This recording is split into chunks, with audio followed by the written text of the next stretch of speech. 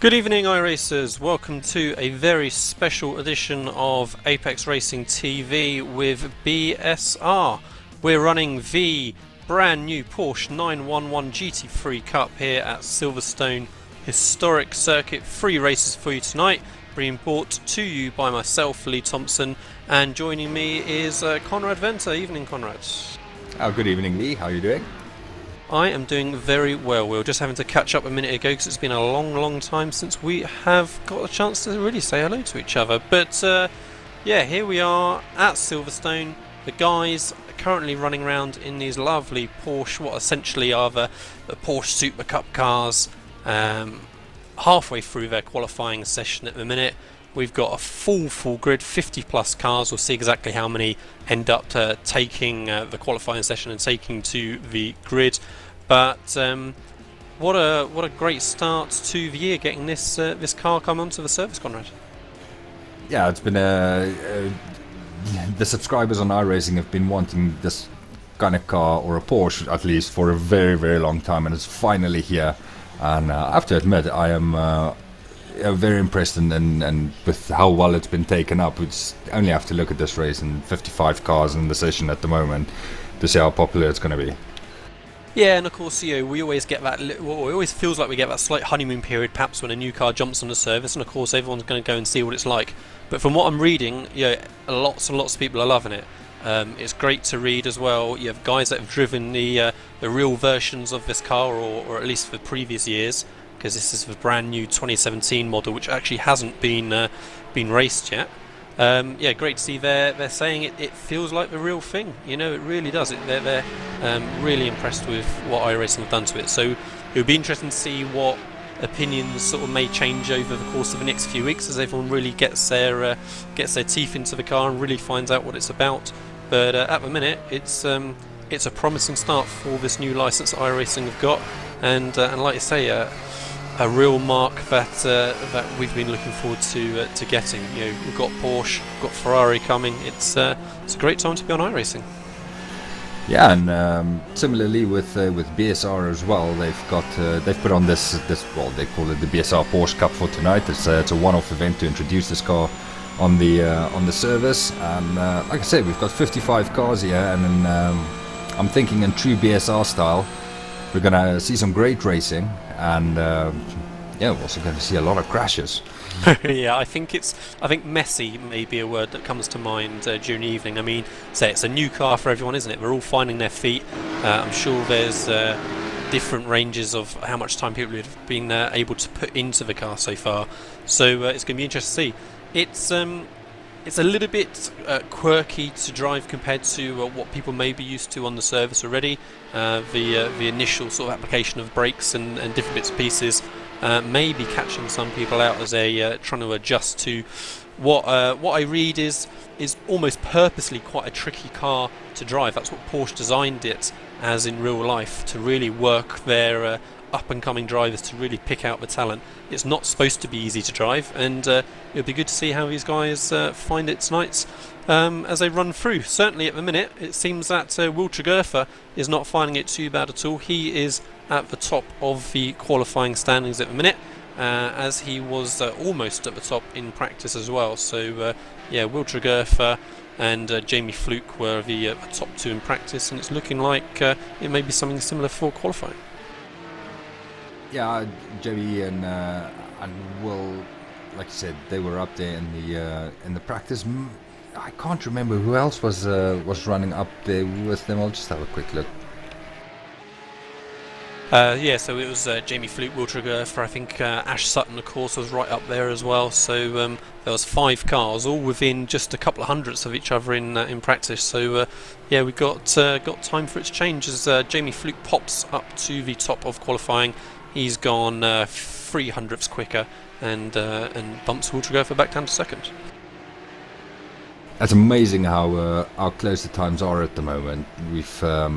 I suppose with the car only being released or being on the service for about 24 hours, it's like a great leveler, equalizer as such. Not like I said, not many people has had much time on the car, and yeah, everybody is using this race order to find their feet with it. And yeah, although we're calling this the GT3 Cup car, which is what Porsche officially call the car, of course this isn't the same car that would run in the GT3 series like we've got on iRacing with the BMWs and Mercedes and Audis and things. So these cars don't have traction control, they don't have ABS, and so yeah, it's that little bit of a different experience for these guys, even though it's got that GT3 badge on it. That hopefully will be coming in the future to join all those other cars that we have running in those series. So yeah, so 3 races that we've got tonight, as we said, 15 minutes a piece. Race 2 and 3 will be reverse grids, which we will be random reverse grids based on our little wheel of fortune that you perhaps have come across before if you have seen our broadcast. So that will be really mixing things up as we go for the rest of the evening, I'm sure. Yeah, and people have to brace themselves. People who haven't seen the broadcast before, for the Wheel of Fortune, the music is exceptional that goes with it. One thing I think we just have to, you mentioned the GT3 bit in the title of the car, and I think I've read in a couple of places that there's a couple of people bought the car and they were expecting this car to slot in with the GT3 cars that we've got, but like you aptly point out, this is not the GT3 car as we know it, and yeah, they've reduced the area on this car is greatly reduced as well. It's a true races car, isn't it? Yeah, well, exactly. As I say, it's really used for their real life academy drivers, isn't it? So I just say it's something that a driver has really got the ability to show his skill with and make the difference compared to other drivers. All that's missing from maybe that sort of pure experience is the fact that it's a paddle shift and you not have to use a clutch and things like that. But modern race cars these days, there's not that many of them that still do. So it's that great training car. Still seeing Jamie Fluke at the top of the standings. We'll go for in a second. Ash Sutton has found a couple of attempts on his previous best, but still not much what he managed in practice. So we may see some improvement there. Say the top 3 at the minute are the ones to watch. They are really very, very tight. And then we've got a whole gaggle of cars all sat there in the 1 minute 43s.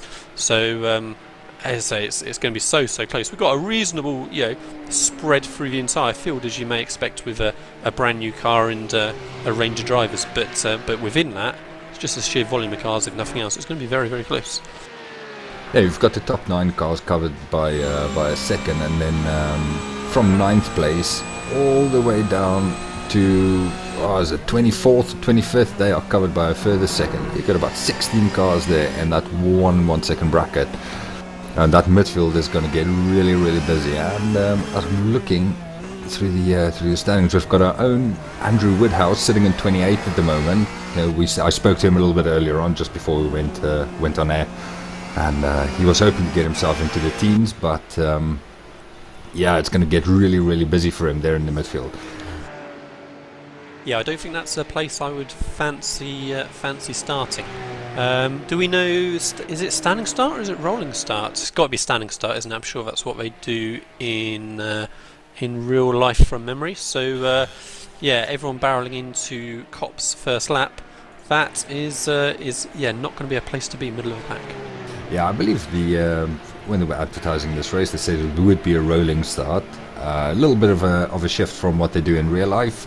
But I mean, possibly a bit of a safer option with 60 odd cars on the grid. So the session is finishing. Cars are going to be on their final attempts at improving. Pasteur has just improved as well, so he's jumped ahead of Ashley Sutton now, up into 4th position. But still, at the minute, nobody quite able to challenge Jamie Fluke.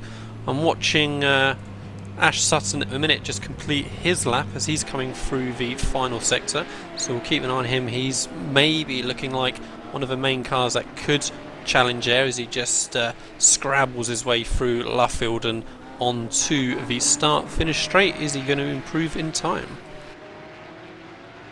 There's a whole host of cars coming through the last sector as well. Just looking at a couple of them A lot of familiar names from the BSR Kia And Cup. Ash Sutton, sorry, Conrad does indeed improve. He jumps ahead of Jamie Fluke, takes pole position for the moment, 42.023, so 700ths quicker. As you say, a lot of cars still across the line. We'll see if anyone can beat that, but he looks very happy for now. Yeah, it's quite a jump. It's about 0.4 of a second that he improved on his previous lap time. And yeah, you've got one top 6 car, top 5 cars, sort of covered by 0.3 of a second.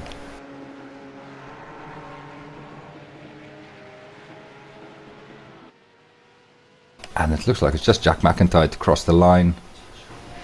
And that's going to be it.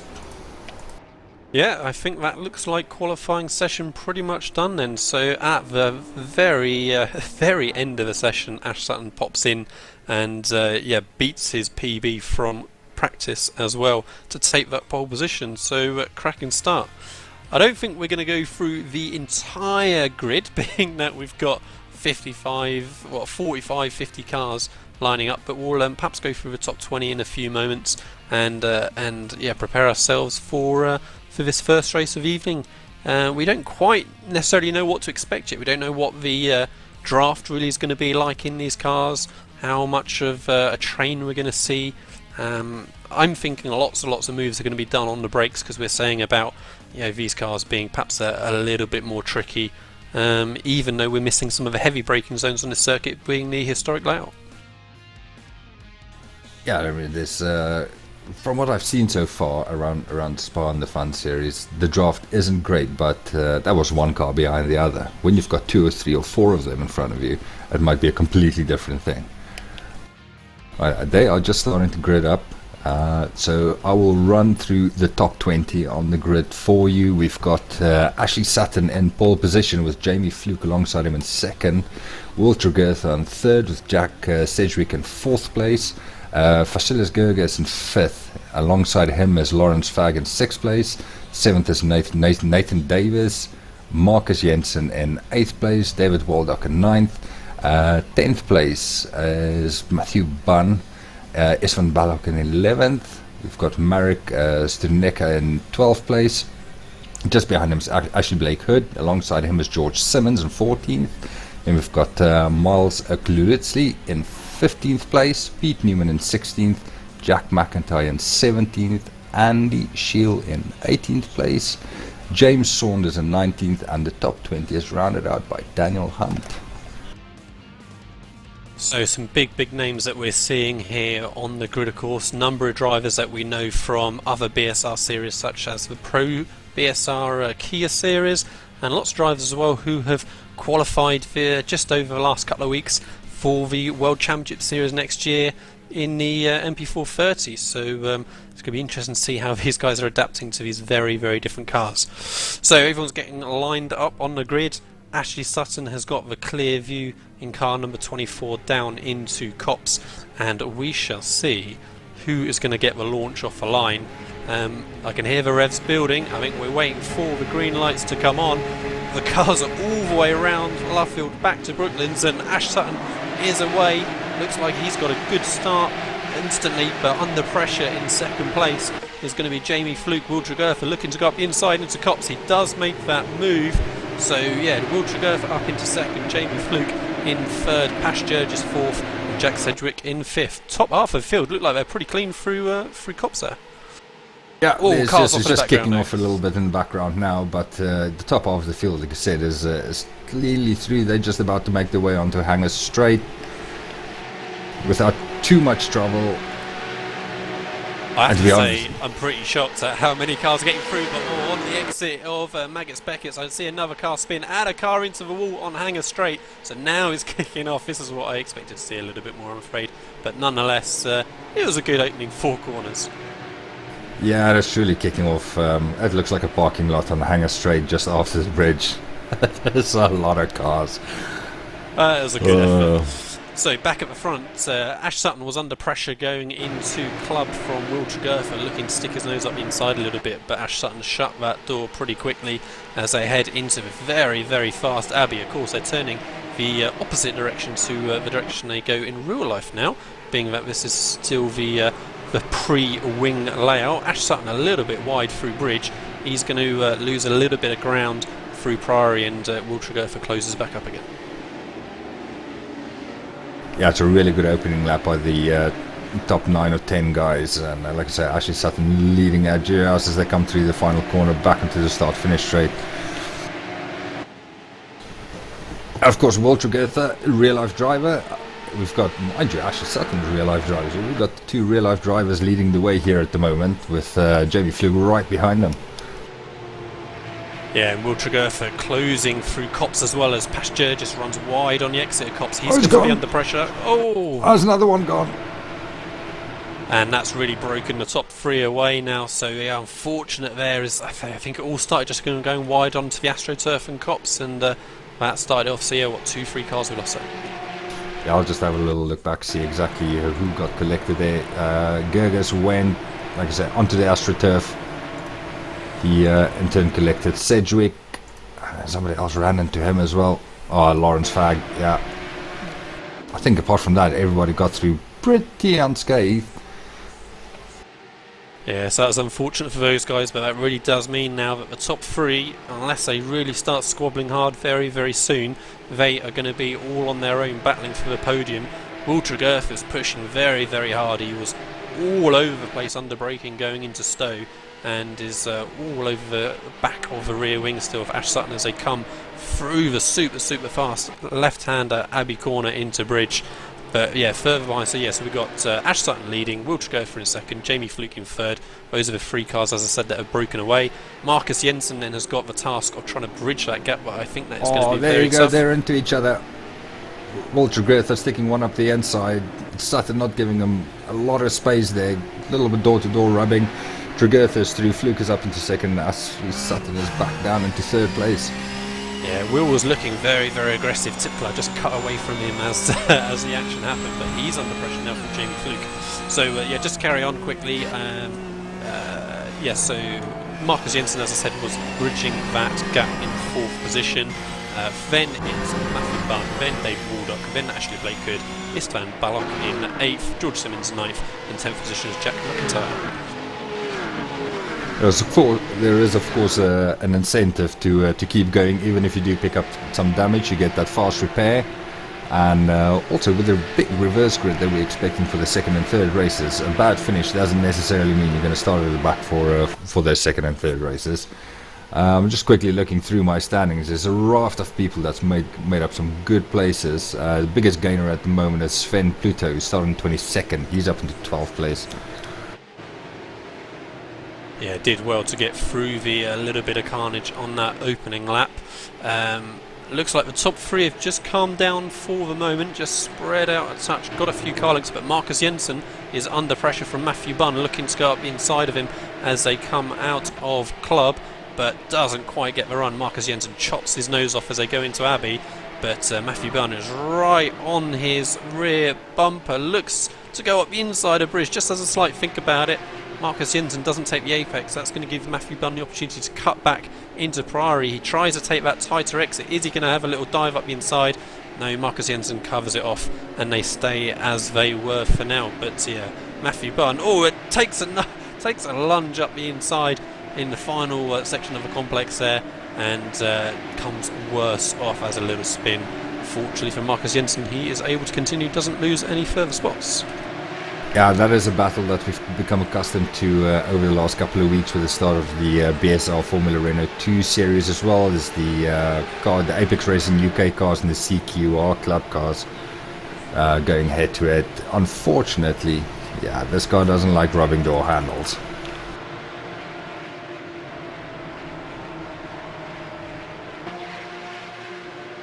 And that spin has cost Button quite a few places. He's down to 15th hour. He's round again. A big pile up coming through Maggots and Beckett's. Yeah, so this field really is getting broken up a little bit now with these few incidents, and just the sheer field spread with the volume of cars as well. Cars pretty much as far as you can see down the line.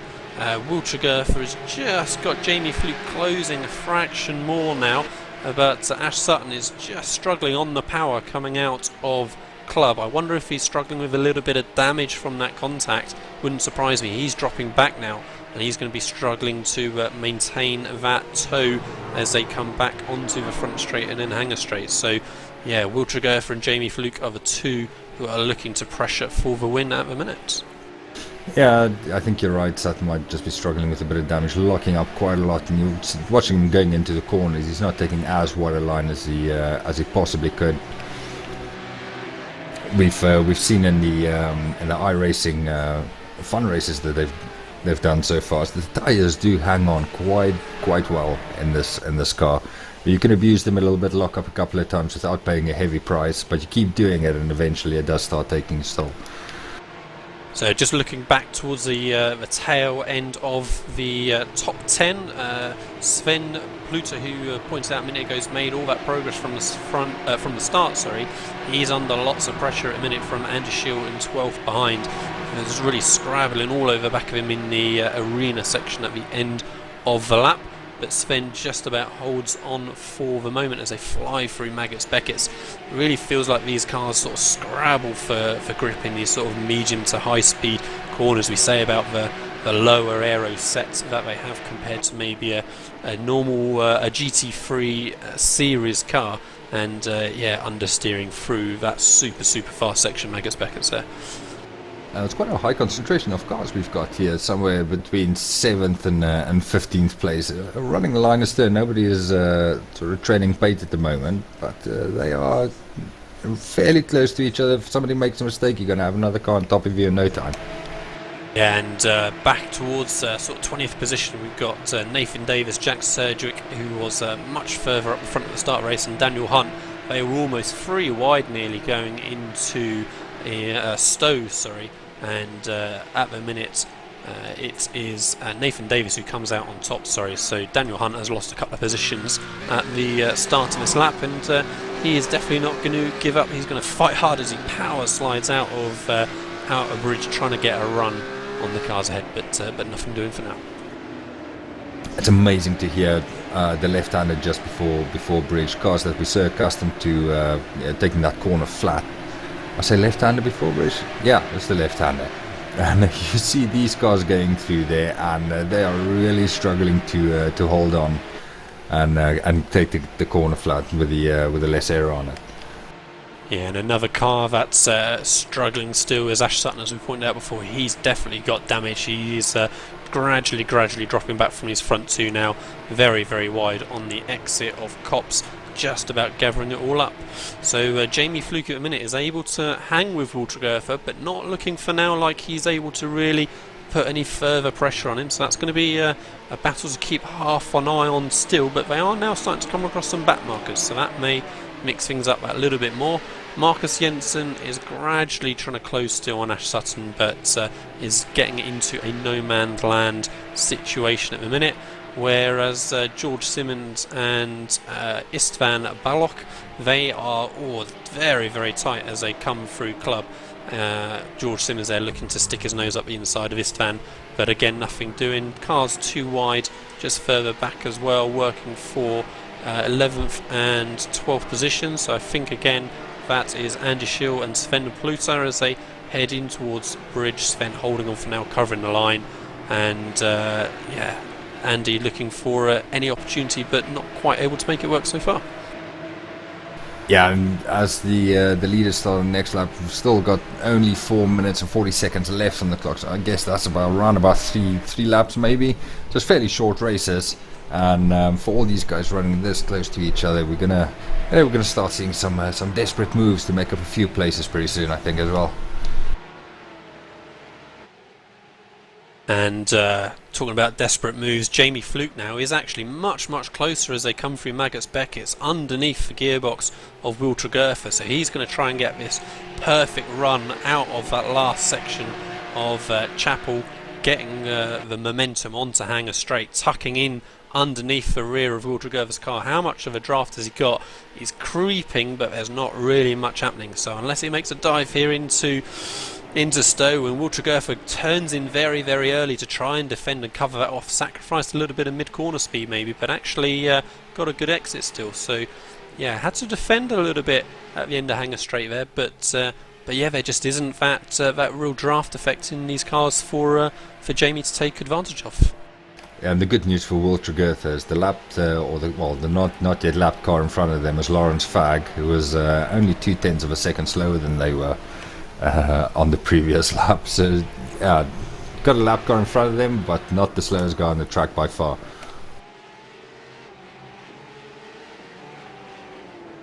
You can really see these guys fighting the car through the corners, and even if they make a mistake, it's sort of still recoverable. Yeah, they really they're moving around a lot, but as you say, it doesn't necessarily look like it's always costing them. It seems like it's worth them really pushing to that limit, and like you say, if they get a small mistake, then it's not tending to cost them too much. So yeah, great to see these cars moving around and really be able to see the input that the drivers are putting into these cars, and yeah, shows that they're working hard and good to see. A little bit further back, it looks like Jack McIntyre has had some issues. He's dropping down the leaderboard. He's down into 16th place now from about 8th or 9th.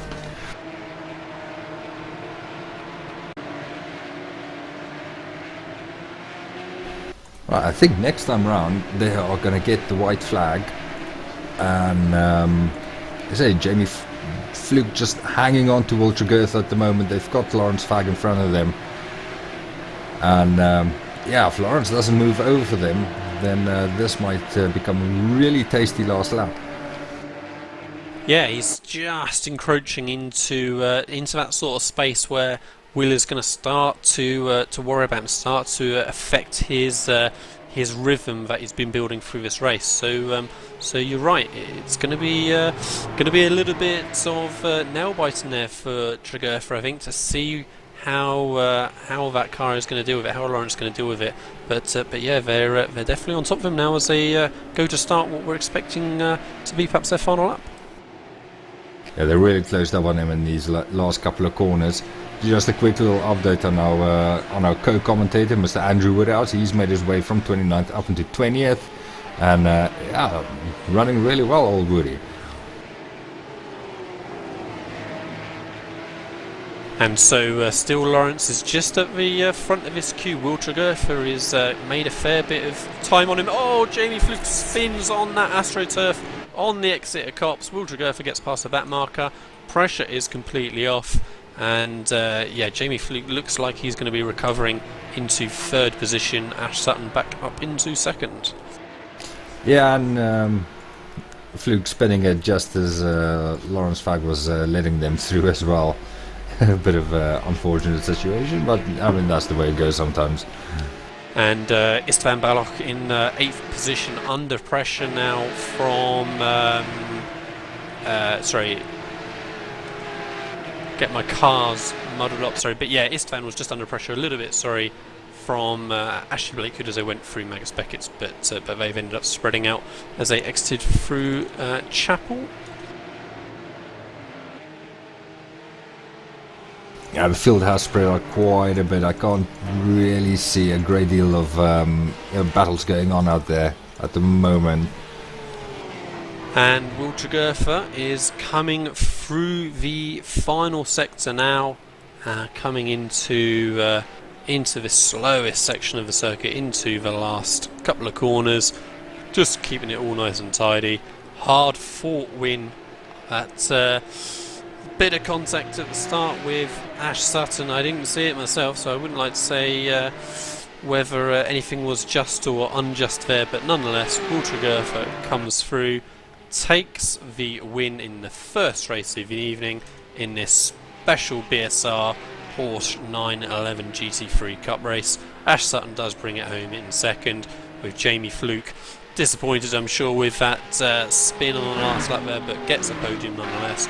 Marcus Jensen in 4th, then David Waldock in 5th position, George Simmons in 6th, Ashley Blakewood in 7th, Istvan Balogh in 8th, Sven Pluter in 9th, and Christian Rose in 10th. He made up a spot on Andy Scheel, I think, just in the last lap or two there. So that is our top 10 for this first race of the evening. Yeah, I think we just have to remind anybody, any of our viewers watching at the moment, that do not go anywhere. We've still got 2 of these races to come. Shortly, we're going to spin a little magic wheel to see how many of our top finishes are gonna be included in a reverse grid, and it could be anything up to a full grid.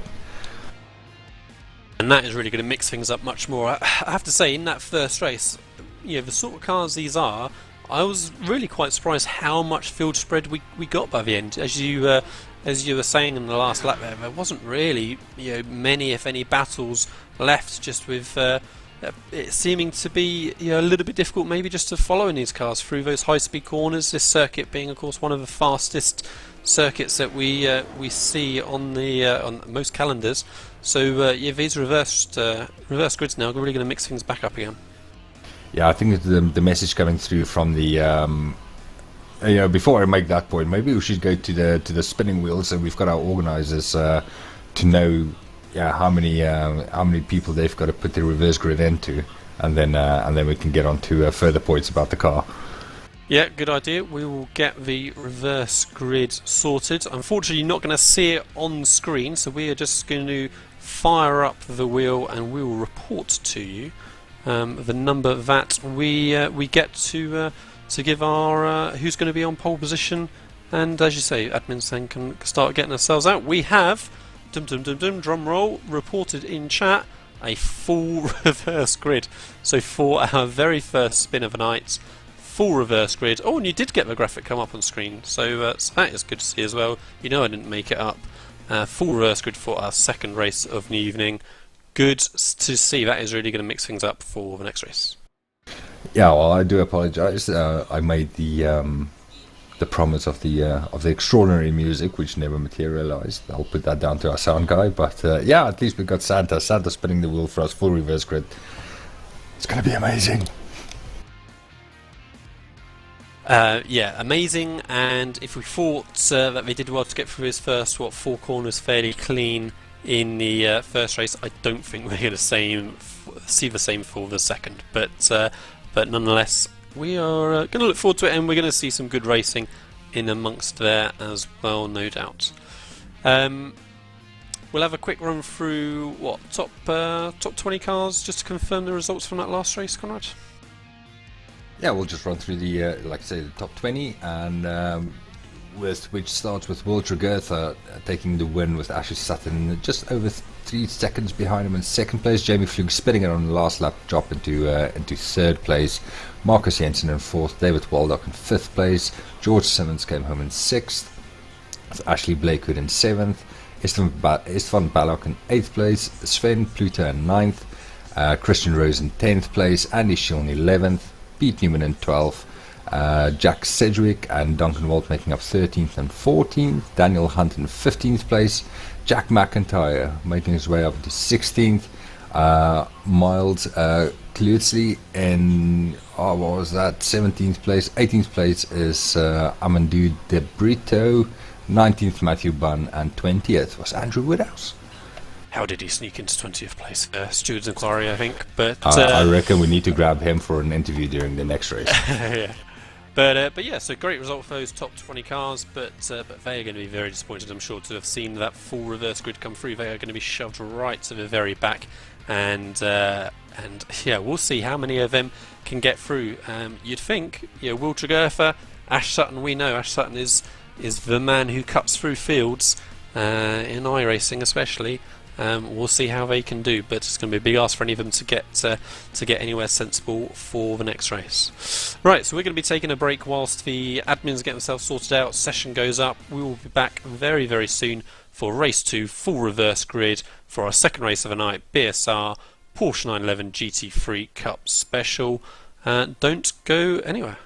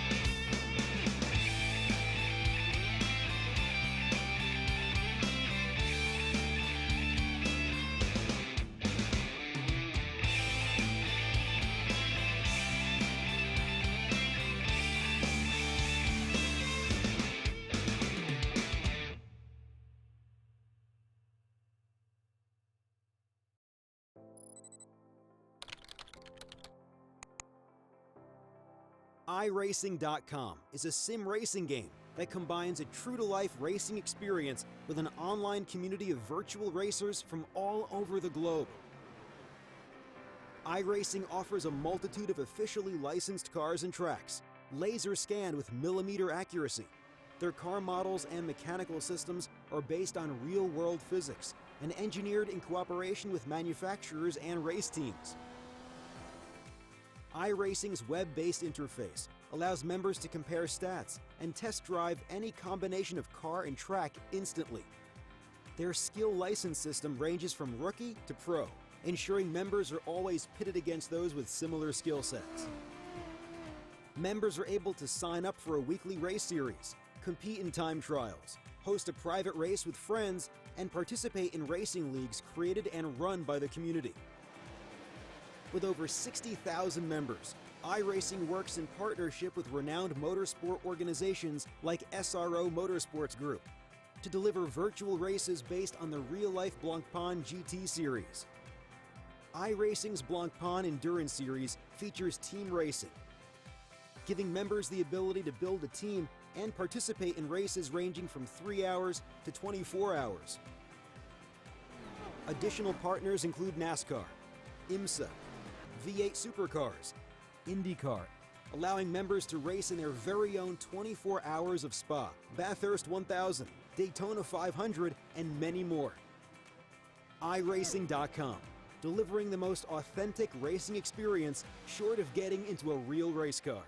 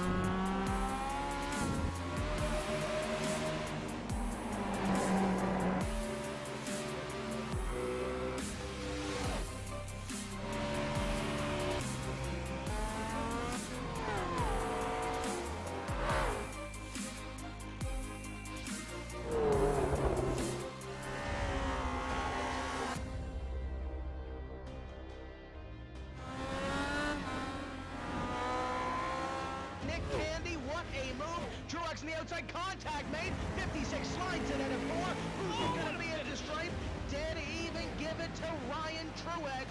Truex is your winner over Tandy.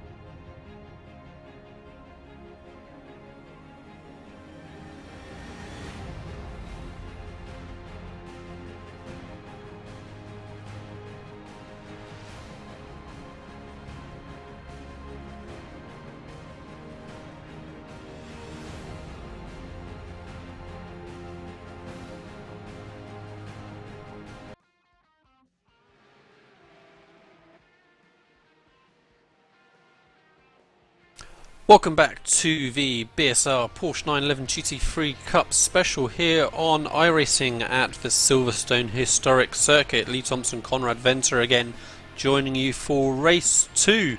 Full reverse grids. We saw an eventful start to race 1. After then maybe it strung out a little bit with Walter Gerfer eventually taking home first position. I think it's going to be a lot more action packed in this second race, Conrad. Indeed, yeah. We a full reverse grid, like you said, and you're gonna have all those guys that were running up front, starting right at the back. So all you need is for a couple of them to sneak through the inevitable crashes at the start and start chasing down the guys that finish towards the back. One guy I think that stands a very good chance of winning this race is Lawrence Fagg, who showed really good pace. He was running up at the front in race 1. But found himself being reeled in by the leaders after he had an incident. So he's going to be starting right up there, and he might just have a chance to pull away at the start and just take a race win, you never know. Yeah, it could be a good opportunity for him to scamper away quite early. We'll see exactly how the grid lies out in just a minute or two's time, as this warm-up session is almost now completed. It'll be 15-minute race again, same as the previous one. The guys, I believe, are working to a 15 incident limit, and they've all got one fast repair available to them as well, which I suspect is going to be quite useful over the next hour or so. Yeah, well, let's see. You do lose a lot of time going through the pit lane. But if you want to stay in contention for the third race after an incident, then it's well worth taking and getting yourself back out on the track. We were just saying off air, really great job by iRacing on the sounds of this car as well. It just feels, it just brings back so many memories for me of just being at circuits generally.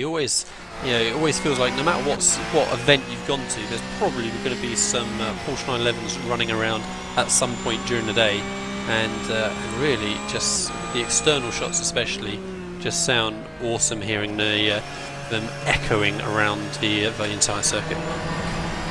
And we got a good taste of that when we went to the World Endurance Championship at Silverstone early in last year. I think April it was, where we saw the Porsche Cup cars running around Silverstone. I have to tell you, the sound from the real life cars compared to these ones are it's amazing.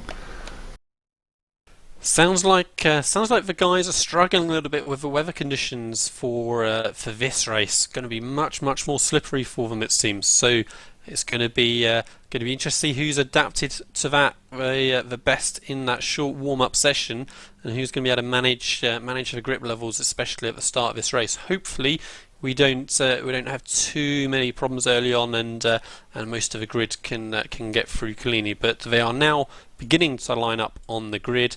Again, you're seeing all these cars snaking around the last two corners.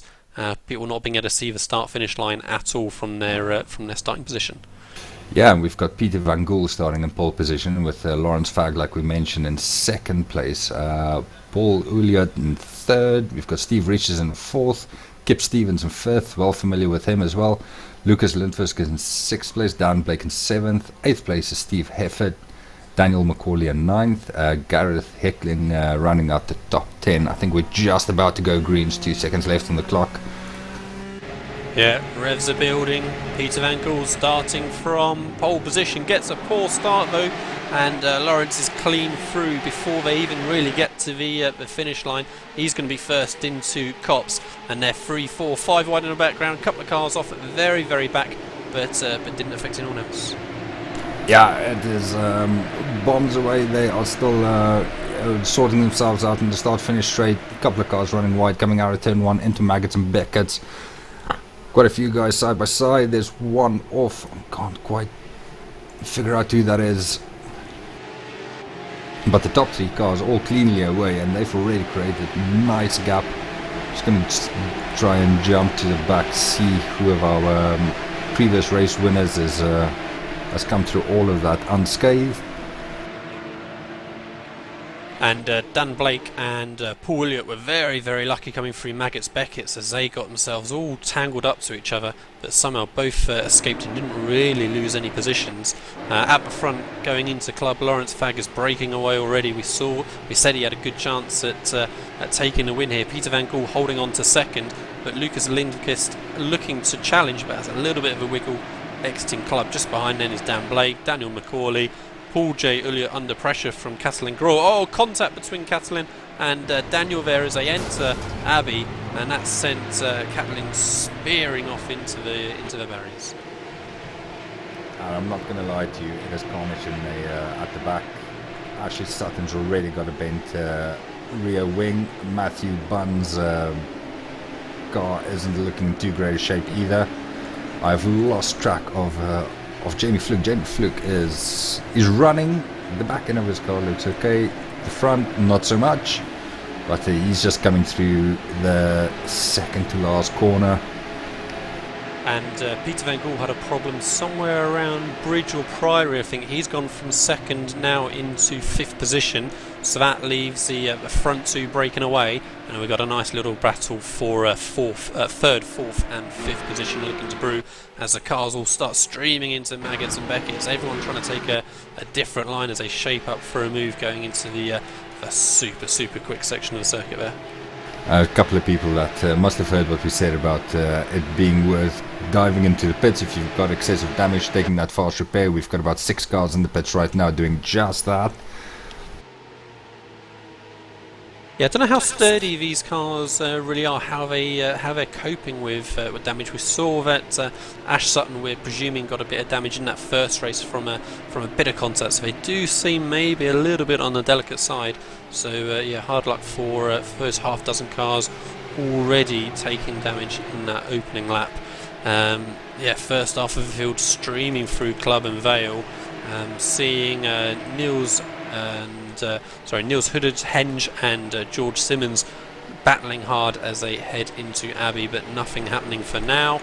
A little bit further back in 17th position, Andy Shield defended very, very hard into Abbey from Sven Plutter. They were fighting in the first race as well. Pasteur just looking to capitalise, but we had an accident a little bit further up ahead on the Exeter Bridge. That took 2 cars out, both heavy into the wall. Didn't catch who that was, unfortunately, but that has and then more contact now further up as well. That's Peter Van Gool in trouble again, so that's 2 incidents he's had in 2 laps there as they were going through Luffield, or Brooklands rather. Yeah, big contact. Sorry, we just had Dan Blake in the last corner on his roof, the tyre's still spinning. True racer, even when you're on your roof, you still keep your foot in it. You never know, you might go somewhere. One guy that we haven't spoken about, that actually won the first race, Walter Goethe, has been carving his way through the field. He's done it so quickly, I've lost him. He's up into 19th place. He's 17 places up from where he started. And on the previous lap, he overtook Mr. Woodhouse, who's down in 23rd. Well, sorry to interrupt, Conrad. Accident on the Hangar Straight. We had a huge battle around 15th position. Cars almost 4 wide, and just a little tap between 2 of them halfway down, and that speared someone off into the wall. They're still 2 wide as they head towards Club. Really getting all on top of each other. Just about managed to get through. Marcus Jensen is just about keeping his nose clean through the second half of the Club there and manages to slot in. But yeah, that could have been very, very messy as a car gets punted into the wall just a couple of places further back as well. Yeah, that was good, just that we lost on the Hangar Straight. In the meantime, Walter Goethe through bridge on the outside, overtaking Marcus Jensen. And next victim for him is going to be Cats Steven are enjoying that as well, Conrad. Yeah, unfortunately, I'm going to apologise right now. We've got a stray cat in the house, and that refuses to leave, and I think he's hungry. So crossing over the line, 4th and 5th position with David Baker looking to go up the inside of Copse, and he does. So David Baker up into 4th, but Lyndon Swabby looking to get the cutback on the exit. David Baker cuts across his nose to prevent that from happening and holds on to that position through position made through Copse. Bull Tregurtha is on a massive drive at the moment. He's just moved his way up into, I think it was 13th place. He's up into 13th place. His next target is going to be Andy Shield. But how fast Tregurtha behind the leaders? 19 seconds. Lawrence Fagg's last lap was a 1:45 flat. Tregurtha did a 46.5, but obviously he's got a lot more traffic to deal with. Yeah, a lot more traffic, and on my screen it looks like he also has a little bit of rear wing damage as well, so whether that is just cosmetic or just showing on the graphics, but at the minute it doesn't seem to be slowing him down. As you say, he's trying to make that move on that Andy Shield as he gets to drive out of club, but it's going to take a couple more corners before he's in a real position to challenge. Another car off at club is Nathan Davis, just getting a little bit of contact somewhere, halfway through club, and I think that car is now severely damaged. Yeah, Tregurtha just had a little coming together with Pluton across the start finish on the previous lap. That's what caused his bent rear wing. And Pluto looking to come back round the outside of Brooklands, but can't keep the momentum. Bull Tregurtha holds onto that place, so they actually end up having to defend a little bit more there on Pluto rather than being able to attack on Andy Shield. But Pluto and Andy Shield were glued together for the whole of the first race, and it seems to be pretty much the same for this one as well. I heard a little bit of contact further up. I think that is going to have been Steve Hefford, Jack McIntyre and Kathleen Grau. Somebody making contact as they entered Copse, but they all seemed to survive. Very, very close together through Maggots Beckett. See if anyone gets a run. Looks like they're Steve Hefford understeer on the second half of it. Very, very slow out of Chapel, and he gets a tap for good measure, and then sitting in the middle of the track. Sorry, Lee. We just had Steve Hefford spinning as he was coming on to Hanger straight. He got a helping hand by McIntyre, like you said, and he took out Andy Shield big time, and Tregurtha barely surviving that. Yeah, so that's unfortunate. It was all just from that little bit of understeer for Steve, as he was pushing a little bit too hard. Just as Lawrence Fagg is pushing hard, he went completely onto the grass just as I cut to him on the Exeter Bridge. Did well to keep it all pointing in the right direction, but he has got a huge gap now to second place, so he can probably take that down a notch or two and try to just protect this lead, and nothing really to risk for now. Yeah, like I say, he's 6.7 seconds in front of Lindquist. Daniel McCauley is another 3 seconds behind him, and then David Baker is another 3 seconds back in fourth place. That from fourth place downwards is where it starts to become really crowded. And Dave Baker, is having a great battle still with George Simmons. They were side by side all the way through the final complex. Dave Baker just covering off the inside line going into Copse. Is George Simmons going to be able to get the cut back on him? He certainly tries. Yes, he does. Gets up alongside on the curb on the exit of Copse. Has he got the drive out the corner? He comes across the nose of Dave Baker, gets the position. George Simmons now up into fourth position. Dave Baker relegated back down. So that looks like a battle that may well continue for the next few laps. Lyndon Swabby capitalising on that as well, and he is almost now making it a three-car train. Oh, we've made a few mentions of Mr. Woodhouse earlier in race one. We've spoken to him in the break as well. Do you think it's worth pulling him up for a bit of a mid-race chat? I think he's got Studenecker all over the back of him at the moment. Yeah, I'm sure he's going to appreciate that. We'll see what he thinks about Marek Studenecker. Having a little look up the inside of him at the moment. Mr. Woodhouse, hello. You've made your way up into 12th place, and you've got Marek Studenecker just behind you. How's it going? Didn't go very well at the beginning, as you probably saw. But yeah, it's all right. You know, it's a bit fast and furious out there. The track feels quite hot. Feels like the rear tyres are struggling a little bit, but yeah, we're moving up through the field, catching Marcus a little bit, so we can get. We'll get some more place. I'm sure someone will fall off the road. He says, as he probably will fall off himself. Oh, I tell you what, Marek Studenecker was really close to your backside there, and a couple of laps ago, you got overtaken by our pro driver, Mr. Will Tregertha. No attempts there to follow him through the traffic. I was trying to lead a way through for him a little bit, but didn't really work that way. I ended up going a bit wide at club, and that pretty much cost me any chance I had of following him through. But no, there's some guys who were very quick in this car. They obviously started from the back or near the back, so yeah, we'll just see what we can do. Maybe we can get in the top 10. I don't know. Those guys in front look close, so they might be able to have a little dust up or something, and let me get a bit closer. Well, I think we'll leave it to that. There's plenty of battles going up front, so top 10 is certainly not out of the question. Good luck for the rest of the race, mate. Thanks, Conrad. And someone else who's getting a little bit closer was Will Tregertha. He's up into 7th position now, 3 wide along with a back marker as they were going down Hangar Straight. I thought that was going to end in tears for Tregertha and the cars around him there, but he squeezed through somehow up into 7th position. He's got a bit of clear air now to Lyndon Swabby, and I think it's really going to be down to those cars behind to try and hang with them and have them pull them along.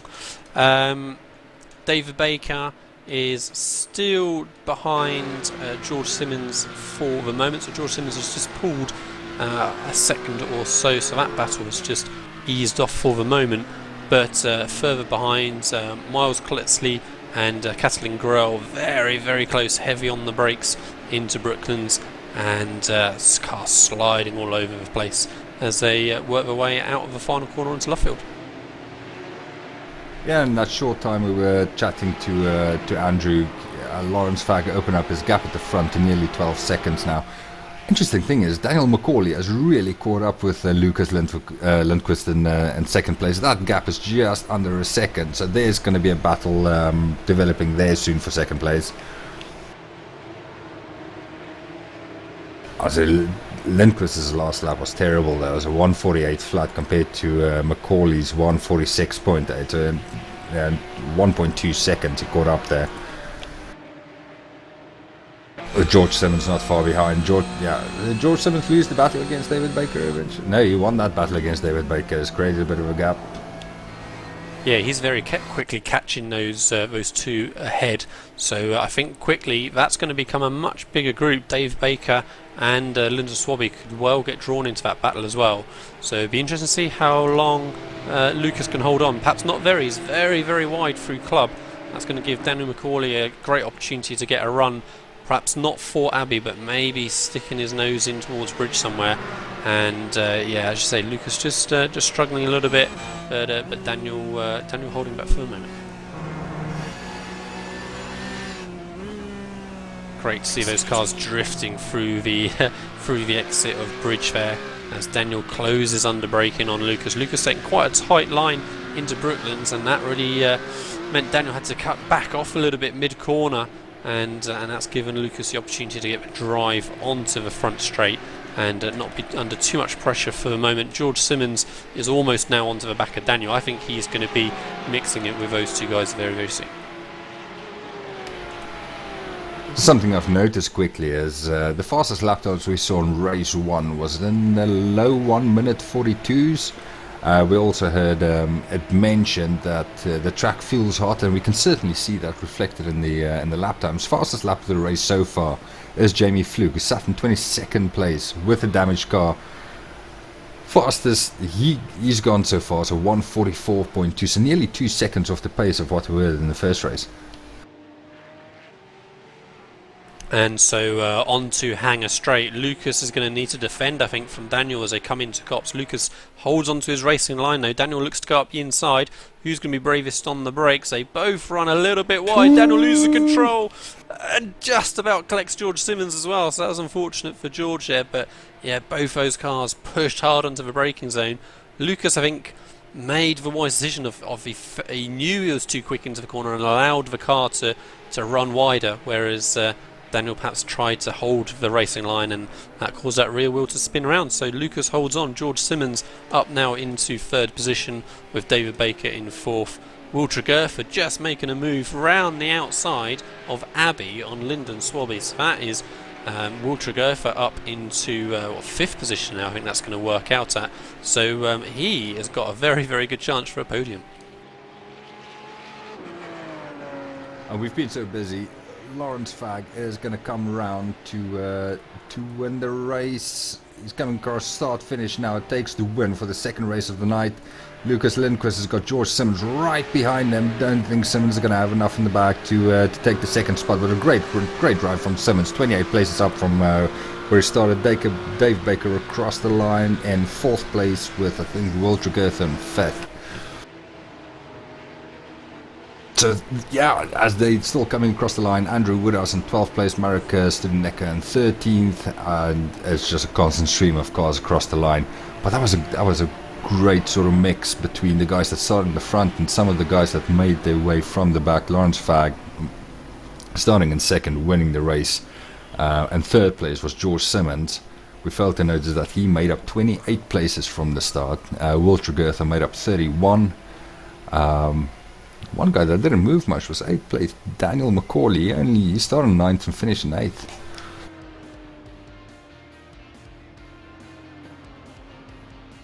So yeah, that was quite some work on getting through the traffic from some of those guys there. Of course, Walter Gerfer is the name that leaps out in that grid. How he came back from where he was on the grid to finishing in 5th position.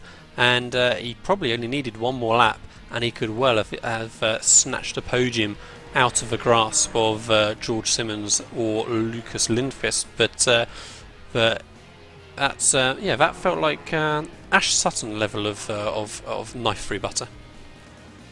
Yeah, it was certainly entertaining, wasn't it? But it was great to see, and hopefully we can get a similar size reverse grip for the 3rd and final race of the night, because we can certainly do with a bit more action like that. Right, I will take us through the top 20 for that race before we take a break and go on to the 3rd and final race of the night. We had Lawrence Fag winning that race from 2nd position on the grid. Coming in 2nd place was Lucas Lindquist. George Simmons in 3rd place, David Baker in 4th, Walter Gerther in 5th place, Lyndon Swabby came home in 6th, just behind him was Catherine Greer in 7th, Daniel McCauley in 8th place, Miles Clissy in 9th, Arnaud de Brito in 10th place, 11th place was Marcus Jensen. He would have started quite far back as well. 12th place, Marek Studenecker. Somehow Andrew Woodhouse dropped down into 13th. Ashley Blake Hood in 14th place. John Roberts in 15th. 16th was Jack McIntyre. He was running in the top 10 earlier on in the race as well. Christian Rose in 17th. Paul O'Regan in 18th. 19th place was David Waldock. And running up to top 20 is Kip Stevens. And just a very quick shout out as well again to George Simmons. I think he started almost as far back on the grid as Walter Gerther, so we're singing Will's praises are getting through the field, but I think he started George Simmons in 31st, so he finished on the podium from starting in 31st. That is quite some job. Right, so it's time for the Wheel of Fortune again, and seeing what the magic number is going to be for reverse grid for race 3 of the evening. Are we going to try and do the music? The Wheel of Fortune music. We'll just do it. Yeah, I'll let you take the lead of that, Conrad. Yeah, I think I'll pass. I'll use the excuses because I'm foreign. So the grid reverse for the 3rd race of the evening is position number 28. So 28 cars reversed. Good number, not quite the 4 that we had from first time round, but that is going to give ourselves a good little mix. Who are we thinking that's going to put on pole position then? Dan Blake, I think, at first glance. Yeah, that's right. You got quite a few well-known names. If everybody enters the race from 28th place and up towards first, gonna have Roy Verweyke up there, Peter Van Gool up there. Yeah, well-known names in the Kias. Jamie Fluke will be loving that. It means he'll be starting around 7th place. But it should give us a nice mix of quick drivers, starting from the front and the back. and hopefully they'll have slightly more favourable weather conditions as well this time, so they can push a little bit harder and not be struggling quite so much with the grip from those slightly sensitive tyres. Right, so rinse and repeat again then. We are going to be back shortly for race 3 once this session is up and running, and we'll have another 15-minute race, 28 cars reversed, and I suspect we are going to see some ambitious moves during this race now that it's their last opportunity to get a good result for the evening. So we shall see you all soon for race 3 of the BSR Porsche 911 GT3 Cup special here on Apex Racing TV.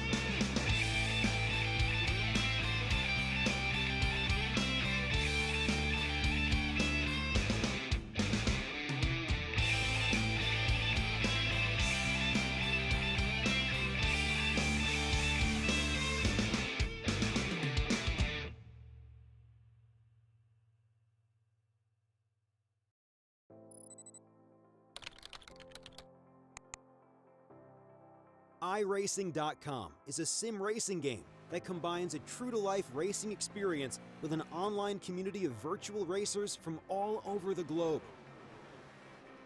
iRacing offers a multitude of officially licensed cars and tracks, laser scanned with millimeter accuracy. Their car models and mechanical systems are based on real-world physics and engineered in cooperation with manufacturers and race teams. iRacing's web-based interface allows members to compare stats and test drive any combination of car and track instantly. Their skill license system ranges from rookie to pro, ensuring members are always pitted against those with similar skill sets. Members are able to sign up for a weekly race series, compete in time trials, host a private race with friends, and participate in racing leagues created and run by the community. With over 60,000 members, iRacing works in partnership with renowned motorsport organizations like SRO Motorsports Group to deliver virtual races based on the real-life Blancpain GT series. iRacing's Blancpain Endurance Series features team racing, giving members the ability to build a team and participate in races ranging from 3 hours to 24 hours.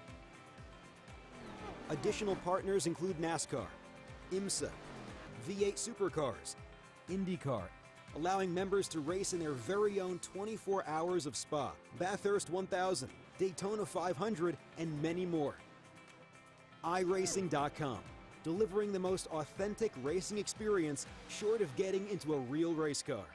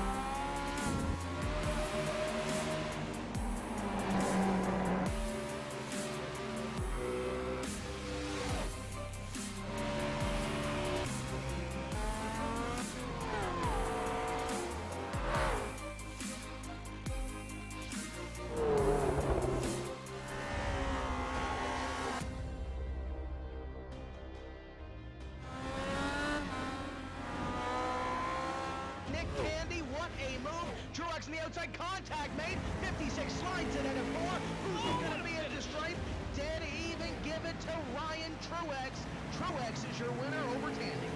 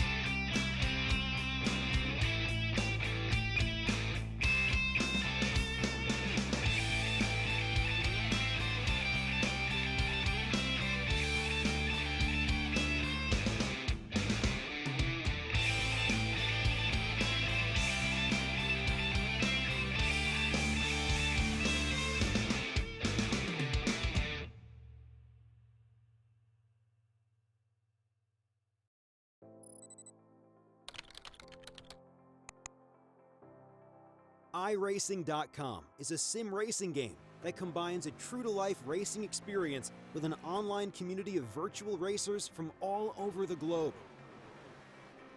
iRacing offers a multitude of officially licensed cars and tracks, laser scanned with millimeter accuracy.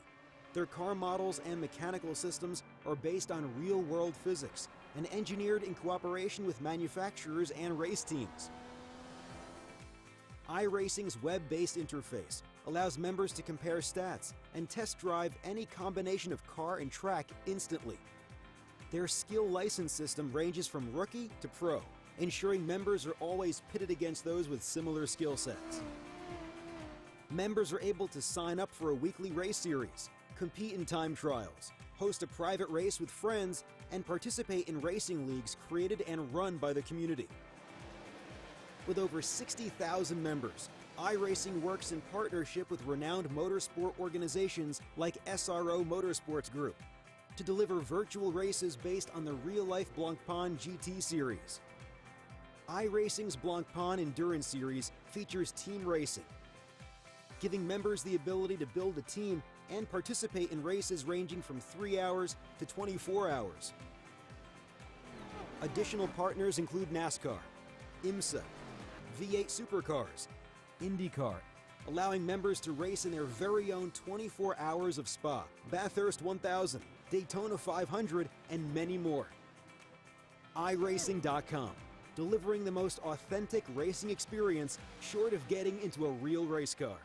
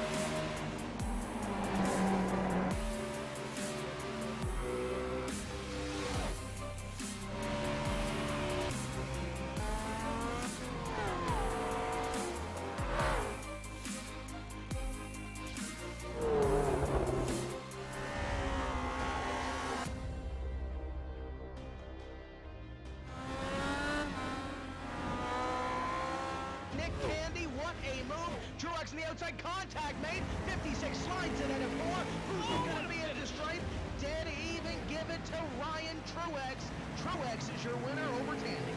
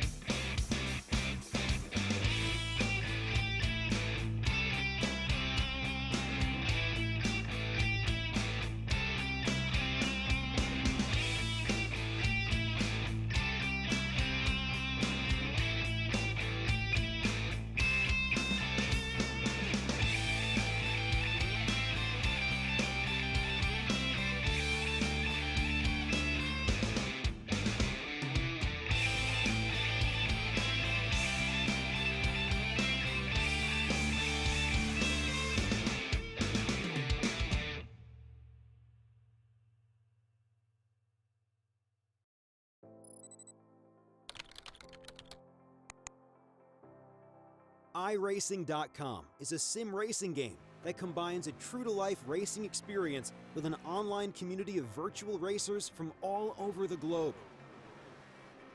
iRacing offers a multitude of officially licensed cars and tracks, laser scanned with millimeter accuracy.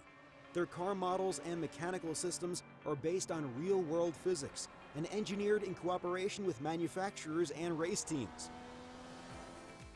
iRacing's web-based interface allows members to compare stats and test drive any combination of car and track instantly. Their skill license system ranges from rookie to pro, ensuring members are always pitted against those with similar skill sets.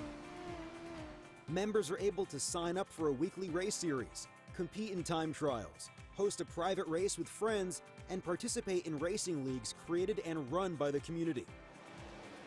With over 60,000 members, iRacing works in partnership with renowned motorsport organizations like SRO.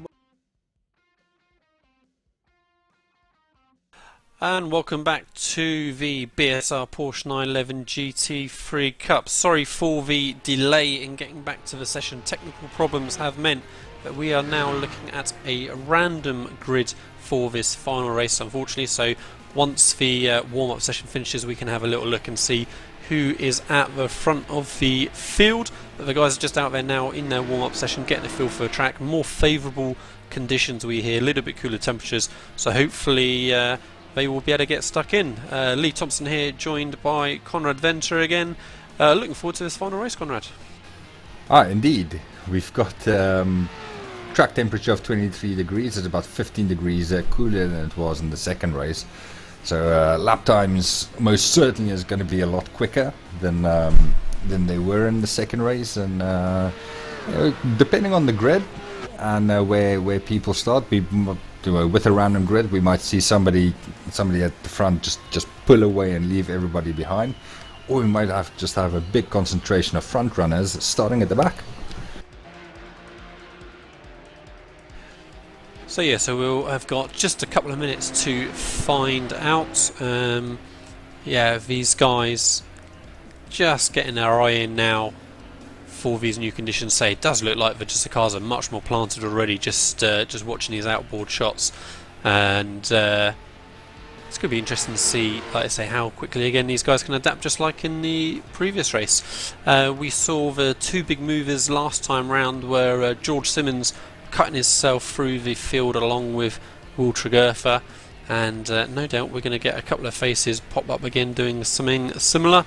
Hopefully we get a good clean start and we can have a nice huge run of the field all barreling down into Maggots and Beckers again. So yeah, we're just waiting for this warm-up session to finish up. We'll run you through the grid and session will begin. Final race of the evening in the BSR Pro Porsche 911 GT3 Cup Series. Yeah, I'm just looking at Philip Peak running a little bit of side by side with someone down the Hanger Straight. Looks like we've got quite a dirty track out there, as we see the dust clouds being thrown up into the air as they were coming down the straight. So I'm not sure whether the track state was altered a little bit for this final race, but it certainly seems like it's quite dusty out there. Might just take them a lap or two to clean it all up, and then for the lap times to start coming down. Yeah, so looking like that this session is going to be quicker even than the first race we had. We've got quicker lap times being put in warm-up than pole position from the first race. So yeah, it definitely looks like these guys are going to be able to get stuck in well and truly, and hopefully it'll be easier for these guys to really put some moves on and get us some good action for this final race. So yeah, as I said, just waiting for this warm-up session to finish so we can crack on. There's only a minute and a half to go, and I think we see a lot of drivers out there having a little play around, doing donuts, that kind of thing. I think they are ready to get going as well. Trying to see, this looks like we still got about 40 odd cars in the session for this final race, and considering that there's nothing on the line or anything to play for, at the end of tonight, and this is purely just for the fun of driving the car and having a bit of competition. It's quite an impressive turnout, especially with the little delay we had towards the end of getting to this race. Yeah, I think it's safe to say this car is going to create some substantial series with big drivers in as well. I think it's going to really draw a lot of the top draw drivers that we see in other series and the World Championships and that sort of stuff. And it's going to be great to see a Porsche Super Cup style series going on for the future of iRacing, and looking forward to everyone getting stuck into driving these cars. I think we just have to give a big shout out to the BSR guys as well tonight for putting this on and putting up the 3 races and giving us this these sessions to look at and to commentate on. They always do a great job at putting these races on, and it's a pleasure to commentate on it. So, session is finally finishing, so we're going to start seeing everyone gridding up. We'll run you through the grid in just a moment. Again, same as last races, they're looking at 15 incidents, 1 fast repair available, and everyone is starting to form up as we speak. Yeah, we've got, I was just looking at the pace car saying we've got the first car in the grid. It looks like it's going to be a rolling start. We've got the pace car out there. Well then, So, that is throwing the cat among the pigeons, isn't it? Yeah, first a random grid, and now we've got a rolling start. 40 cars on the grid. We've got plenty of time to start running through the grid as they go around. Jamie Fluke drew the lucky card there. He's on pole position with Marcus Jensen in second. Istvan Balog in third place. Walter Gerthan fourth. Fifth place is David Baker. Sven Pluter in sixth place. Seventh place is Steve Hefford. De Brito is in 8th, 9th is David Waldock, and in 10th place we've got Marek Studeneka. So quite a few quick drivers up at the front of the grid anyway. Yeah, it really does feel a little bit weighted with the guys that we saw in the top of the field of the first race as they pull away for their formation lap. It's going to give them a bit more of a chance at least to get the tyre temperatures up, and hopefully to give themselves a decent chance at a nice clean first lap, and really see these 45 cars we said having a good fun race to finish our session off, as Daniel McCauley though maybe hasn't started off quite the way he wanted, as he somehow got turned around even before he's got into Cop's corner as he spins back round and tries to get going again. I'm just looking a little bit further down the grid. We've got a few drivers that missed the first 2 races that's here with us. Julian Janowski, well done in the Kias, he's in 11th place.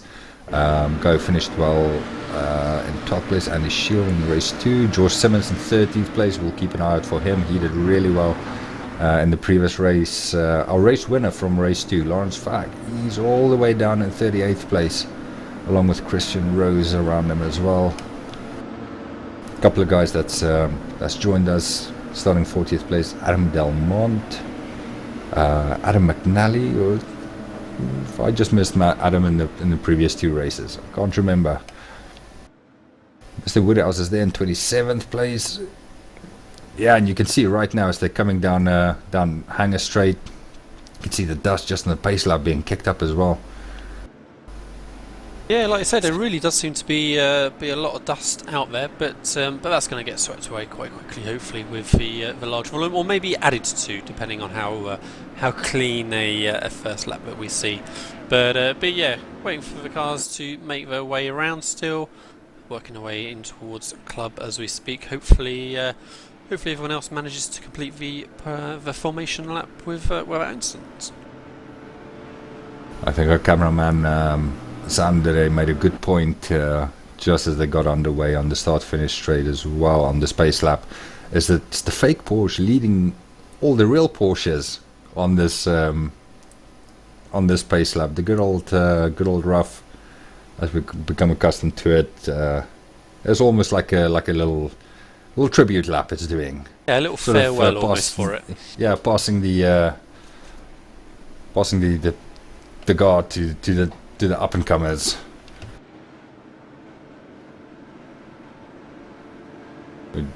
Just as they're coming through bridge, and you're looking at the front of the cars, you can clearly see sort of the profile difference between the C-Spec. Or was it the track version of the rough that's running there, and the Porsches behind it. Right then, so coming into the start of the race, let's see how Jamie Fluke is going to decide to back the pack up before they get to the start-finish line. Not going too crazy, which I think is going to be pretty sensible with the volume of cars we got here. Safety car is going to be peeling off into the pits. Jamie Fluke leading everyone out of the final corner. Is waiting, still just holding, waiting until lights, floors it, off and away. Jamie Fluke across the line, and then we've got Marcus Jensen and Istvan Balog looking like they are going to be side by side as we go into Cops. Yeah, Jamie Fluke still in front, then it's Istvan, then it's Marcus. I hear contact and a big wreck in the middle of the field.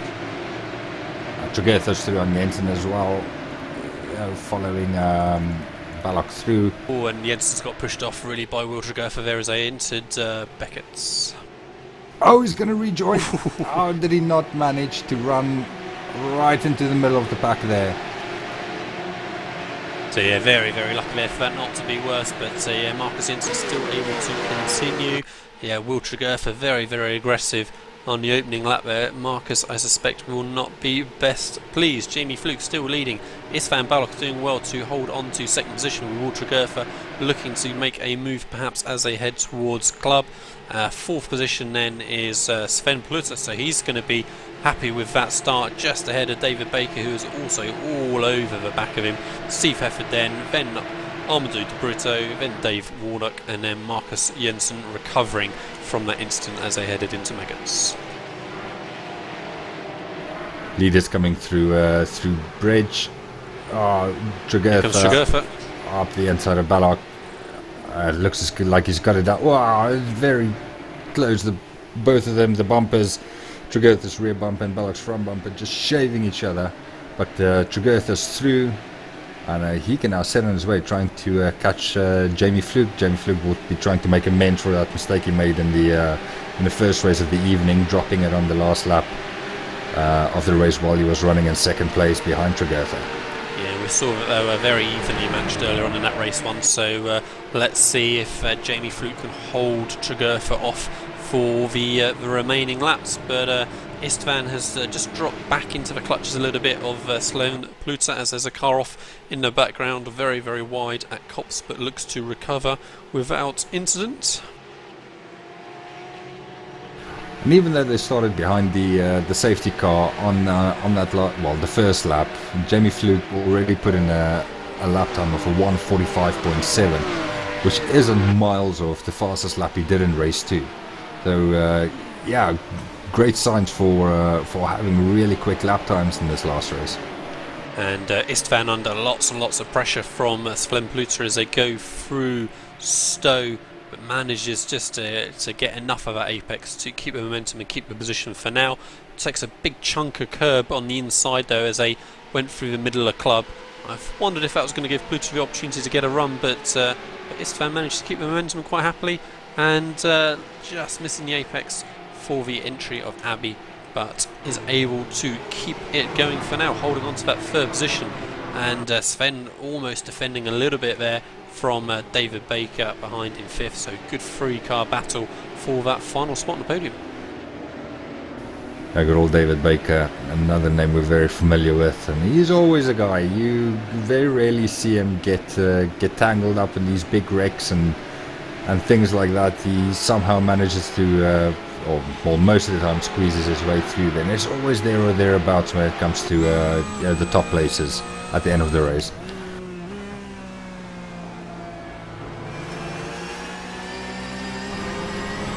Yeah, those third, fourth and fifth all running line is turn very close to each other. Nobody really making an impression on the other.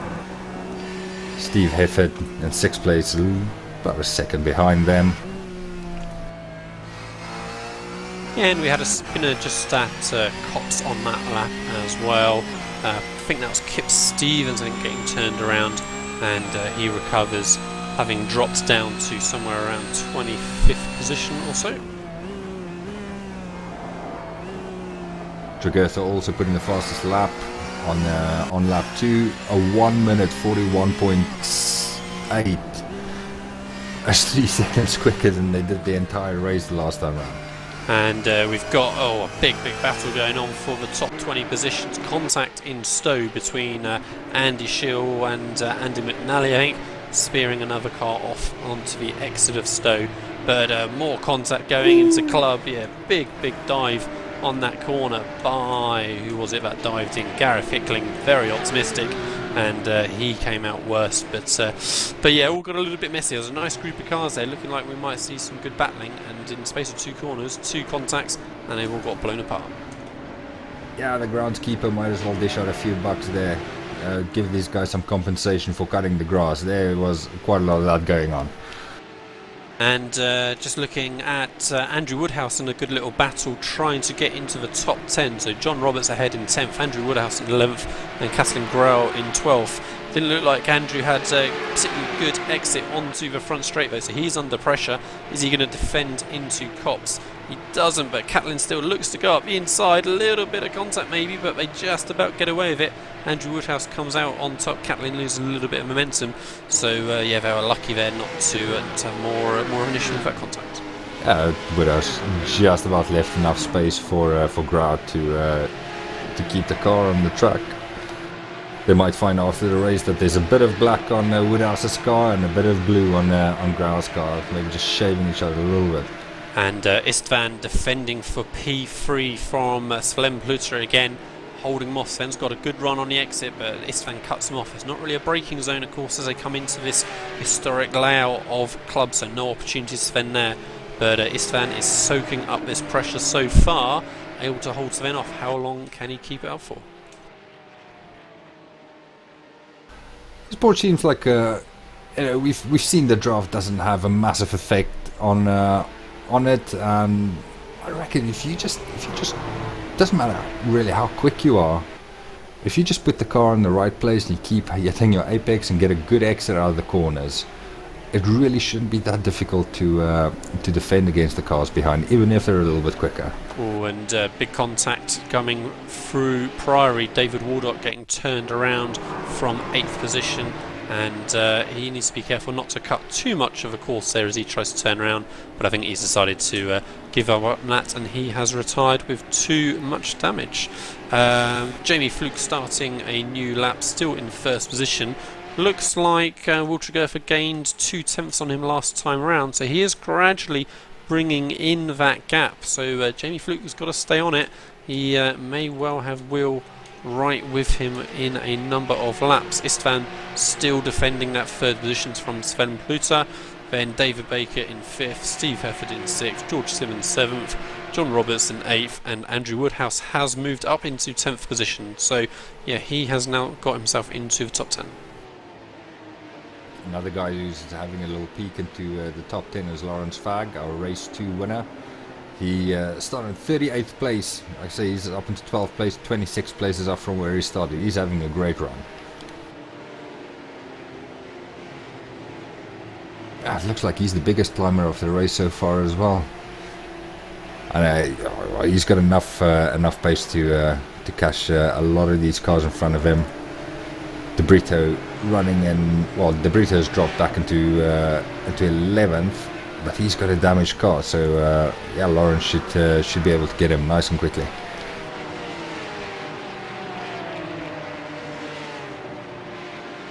Yeah, Lawrence is so much quicker through Abbey there. Got a great run going into bridge, diving up the inside. Is Amadou going to be able to hang it on the inside through Priory? He does. But Lawrence looking to get a cut back. Ooh, now somebody's around in front of them. Spin ahead. Fortunately, just off the racing line, and Lawrence manages to make that move in the middle of it as well. And that was John Roberts, who was running in 8th place. He lost it, and with that, a lot of places as well. He's recovered there. It doesn't look like with any damage. He's going to be right with Adam McNally as they come across the start-finish straight again. and it looks like Sven Pluter must have made a little bit of an error on that lap, because he's dropped back from Istvan by a second or two and is under a little bit more pressure now from David Baker. And another car that's under pressure is Steve Hefford. So George Simmons gained nearly a second and a half in that last lap on Steve Hefford, looking to move up into 6th position as they thunder down the Hanger Straights. It's really interesting watching these guys go around, and I mean, I've had a little discussion with a couple of other people, and it certainly looks like a car, this Porsche, that's going to reward that old theory of slow in and fast out, doesn't it? Yeah, I think so. I think it's about trying to carry as much momentum though into the apex as you can. So, you know, I think it's keeping the weight on the front of the car, and the car is nicely poised on exit, so you can really get hard on the power. So like I say, you want to be able to get on that power as quick as possible. As a little dive up the inside of Steve Hefford there is George Simmons, so goes up the inside through bridge and makes that position into to 6th place. So yeah, as you say, you know, these cars are so nicely balanced on exit that as you say, you really want to get that car positioned well on entry, so that you can be aggressive on exit, as we see Steve Hefford being just that on the exit of Luffield there, getting a little bit squirrely and losing out on that position. Going back towards the front, Tregurtha has managed to pull in just one 1/100th of a second on that last lap on Jamie Fluke. The gap now is 1.2 seconds. And I mean, I think this just shows the lack of drafting in this car. And any other car in iRacing, you would have, if you get within 1.5-2 seconds, you're right there in that big old hole that the car in front is punching in the air, and you pull up to the car in front. It doesn't seem like Tregurtha's doing all that well at trying that at the moment. So it looks like Andrew Woodhouse had an issue, I think, through Maggots Beckett's. He's dropped a few positions now and is behind Mark Johnston. So I think that's 12th position now for Andrew Woodhouse, but he's straight away challenging again and trying to make that position back as they head into club. Good run through Stowe, but again, not really an opportunity on the brakes going into club. Yeah, he just got on the grass, lost it, made contact with the car as he came back on the track. Not a reckless rejoin, it was just he couldn't really go anywhere else as he was on the grass. But well, yeah, he's down in 11th place. The car he made contact with was Kathleen Gra, is in 13th place.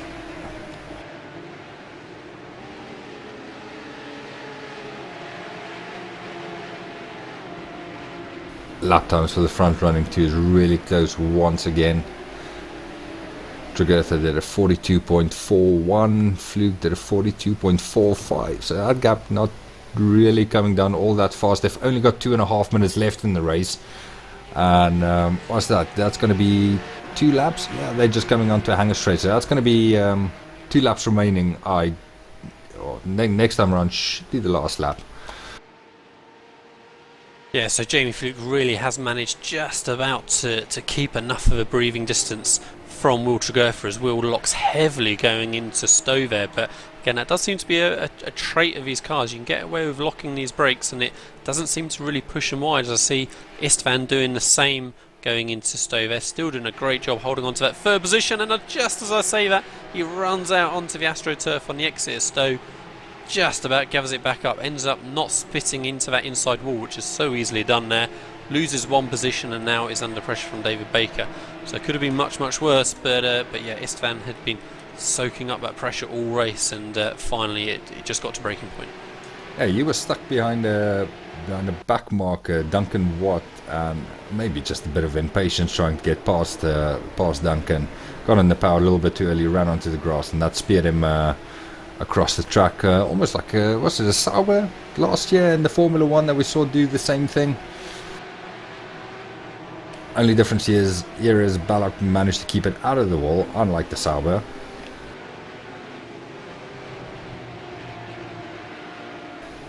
Most frustrating thing is Balak didn't get past the back markers. Sven Pluter did, and yeah, he's still stuck there, and he's going to be under pressure from David Baker in the not too distant future. And Jamie Fluke is still under pressure from Will Tregurtha as well, so Will gained a 10th.5 on that last lap, so still too far to be able to challenge so far, but Jamie's got to make sure he doesn't make any mistakes on this lap, which we say thinking it's going to be the last lap, and yeah, Will Tregurtha still pushing very, very hard going into Stowe. Unfortunately, Mr. Woodhouse has had another moment as well. Sadly, this time around, I don't think his car's in too good a shape. He'll be looking just to keep hold of that 18th place. A bit of a pity for him. He was up into the top 10 a couple of laps ago, but he's fallen back. We'll go back to the front. Yeah, it looks like Jamie's got this all covered. He's built up a lot more of a gap on this lap. I think Will must have made a little bit of a mistake somewhere earlier on and just given Jamie a little bit of breathing space to go into this final sector, just a couple of corners to go. Yeah, Fluke's controlled the race really, really well. Hasn't really made any mistakes to give Tregurtha that look in for the win. Yeah, they come out of the last corner. Jamie Fluke's coming across the line to take the win for the third race of the night. Will Tregurtha over the line in second place. About 12-13 seconds behind them, Sven Pluta is going to finish the race in third with David Baker. Yeah, David Baker actually overtaken Istvan Balog. David Baker up into fourth, Balog down into fifth. George Simmons, another great race from him, in sixth place. Lawrence Fag in seventh. Our race winner from race 2, he made up 31 places. I think that matches the highest number of places gained for the night. We've got Steve Hefford in 8th place. Lucas Lindquist in 9th. Andy Scheel in 10th place. Kathleen Grau recovering to cross the line in 11th. John Roberts in 12th place. Christian Rose in 13th. Lyndon Swabby in 14th place. Adam McNally, his first race of the night, in 15th. Andrew Woodhouse has made up a couple of places in the last lap as well. He finishes in 16th place. Paul O'Regan in 17th. Adam Delmont in 18th place. He also made up 22 spots from where he started the race. Ashley Blake Hood in 19th. And the top 20 is rounded out by Steve Richardson. So yeah, great job by the top 20 cars there again to get those strong results. Like I say, crazy amount of overtaking that Lawrence Fag must have done there to get himself up into that 7th position from 38th on the grid. So Jamie Fluke and Will Tregurtha both share a win apiece, and Lawrence Fag getting that win in the middle. Yeah, top job from those guys. Pretty clean from all three of them really. Though Will Tregurtha does make aggressive moves and really can put himself at a little bit of risk at times, especially earlier on in the race. Yeah, it's been a very enjoyable night to watch these guys go around, and you know, race 1 was, they had the opportunity to qualify, and we saw that fight straight from the start at the front. The second race, a couple of guys had to make their way from the back, but again, the guys that didn't finish that well in race 1 got the opportunity to start a little bit better in race 2, who's our man of the moment, Lawrence Fag. He made use of the opportunity to win that race, and again, very similar to race 1, we saw the third race with Fluke and Tregurtha battling it out, doing a great job out there. Yeah, great job from everyone for this BSR Porsche 911 GT3 Cup special. Everyone learning these new cars, and just the pace of some of these guys was incredible. Yeah, you can certainly see a whole bunch of them when it comes to the official series once that kicks off next Tuesday. That's they'll take an interest in the car and they'll be right up there in the final standings. I was just gonna, before we go, give a little bit of a shout out to what we've got coming up for the rest of the week. Tomorrow morning, 12:45 p.m. we've got the Sim Racers Asia Proto GT at Donington. And then a little bit later on in the evening, 6 o'clock, we've got the Euro V8 Supercars Championship from Sebring, followed by the BSR Kia Cup Series at Interlagos. And then on Sunday, we've got 3 broadcasts as well with the IMSA Sports Car Series at Lime Rock Park. Well, that should be interesting. At 4:45 p.m., that's all GMT. The BSR Mazda MX-5 Cup at Brands Hatch GP at 8 o'clock. And then at 8:30 p.m. we've got the Club 73 touring cars at Laguna Seca. So there's a lot to look forward to for the rest of the weekend. And hopefully we're going to get a couple of people tuning in for that. Yeah, what a full schedule that we've got running at the minute. Remember, guys, if you can like us on Facebook and on Twitter, so at Apex Racing TV, like the video on YouTube, all of those numbers are all going to help us to progress and continue with what we're doing and do better things in the future. So with our little delay earlier on, we're going to be finishing the broadcast up now. Good job again to all of our participants. Congratulations to our 3 race winners, and I think it's fair to say from pretty much all opinions I've read, congratulations to iRacing for putting together this great car. It seems to have had an overwhelmingly positive response from everyone that's driven it.